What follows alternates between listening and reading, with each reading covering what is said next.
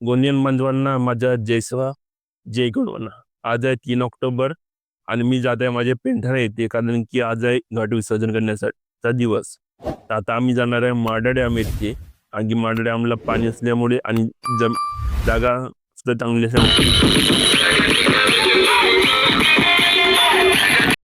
जे चिखल नाही। आता आम्ही निघालो आमच्या पेंढाऱ्याकडे। नंतर आम्ही पेंढाऱ्यामध्ये पोहोचलो, आमचं घट उचललंय।